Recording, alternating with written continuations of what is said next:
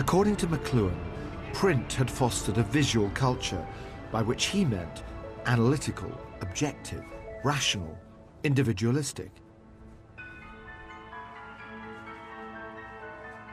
Electronic media, he believed, create an oral culture, emotional, subjective, irrational, and collective. When you surround people with electric information, the overload of information becomes fantastic. The only way in which people can conduct their lives is by recognizing the structural patterns of that around them instead of trying to classify information. In the centenary of his birth, as Gutenberg man morphs into digital man, McLuhan's ideas, often obscure, sometimes contradictory, suddenly seem to make more sense. I've come to Vancouver to meet someone who has made a close study of McLuhan for a new biography.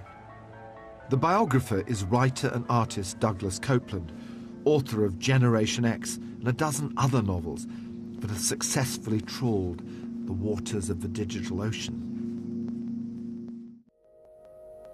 If the medium is a message, then of course the medium of the book, the physical book, is a completely different message to the medium of the electronic book, isn't it? Well, it's a completely different experience. For Doug, McLuhan provides a perspective from which to understand what's happening today. I'm really finding with McLuhan that everything he wrote that seemed crazy or opaque or obscure or what the hell, if you look at it now, is chillingly prescient. He really got it right.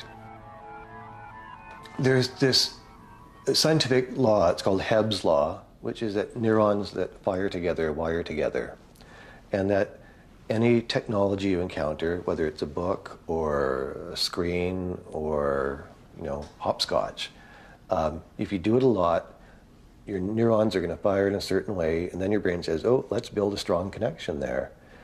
And when he was saying that the medium is the message, what he was anticipating, whether poetically or unwittingly, is what we're now learning through neuroscience, which is that a medium does literally make you the message. One McLuhan quote, first we shape our tools and then our tools shape us. It feels very, very true and very prescient about this world we're all inhabiting now, doesn't it? The world of technology. Oh, I think so. I mean, I think, to be honest, the human attention span is about the length of one Beatles song. And then after doing 2.5 minutes of anything, your brain naturally wants to go do that or do something else. Or if you're online, check for email or all the million things we do online. And in a world of text only, in the world of only with the book, you may have that instinct, but you don't act on it. I think that life has sort of become a series of blips and beeps and sequentialized tasks. And I'm not going to put judgment on that because it's what's happening. You can't change it one way or the other.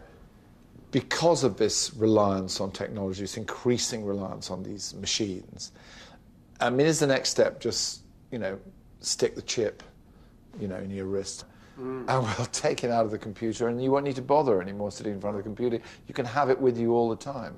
McLuhan seemed to predict that that's what will happen, that our brain will be displaced.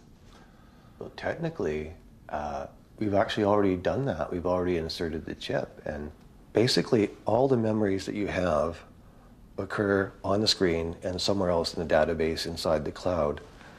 So it's an artificial memory, but as you have no memories of your own, you effectively become artificial intelligence. And we've always been wondering, when's AI going to really happen? And I do think we have to, well, it's actually already here, and it's us, and we're the artificial intelligence, and we have become the medium and the message.